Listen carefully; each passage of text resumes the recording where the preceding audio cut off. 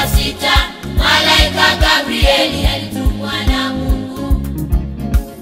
Mwezi wa sita, malaika Gabrieli alitumwa na Mungu kwenda mji wa Galilaya Nazareti, kwenda mji wa Galilaya Nazareti, kwa mwana mwali bikira aliyekuwa ameposwa na Yusufu, kwa mwana mwali bikira aliyekuwa ameposwa na Yusufu.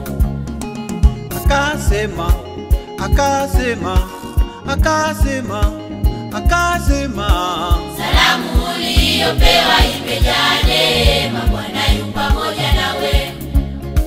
Salamu uliyopewa imejaa neema, Bwana yu pamoja nawe.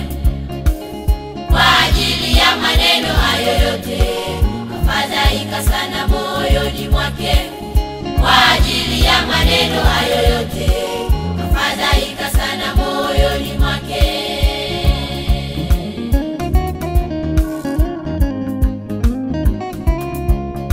salamu hii ni ya namna gani? Salamu hii ni ya namna gani? Salamu hii ni ya namna gani? Salamu hii ni ya namna gani? Kama utachukua mimba na kumzaa mtoto mwanamume, na jina lake utamwita Yesu, Yesu. Yo atakuwa mkuu, ataitwa mwana aliye juu, na Baba Mungu atampa kiti cha enzi.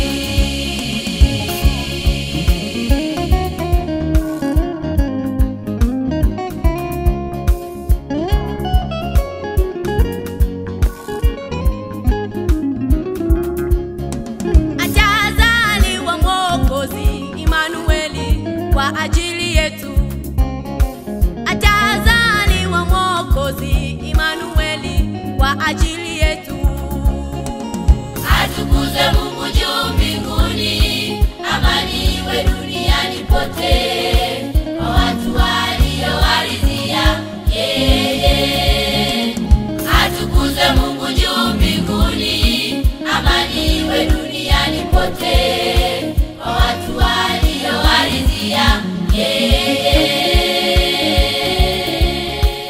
Atukuzwe Mungu juu mbinguni, amani iwe duniani pote kwa watu waliowaridhia yeye.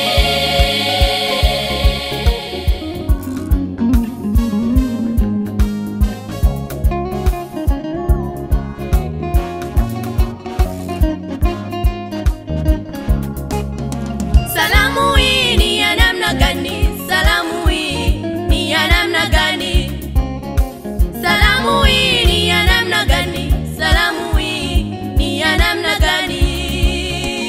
Kama utachukua mimba na kumzaa mtoto mwanamume, na jina lake utamwita Yesu, Yesu.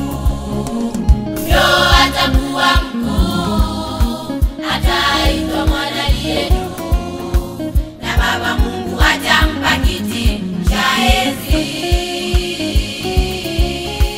Atazaliwa Mwokozi Imanueli kwa ajili yetu. Atazaliwa Mwokozi Imanueli kwa ajili yetu. Atukuzwe Mungu juu mbinguni, amani iwe duniani pote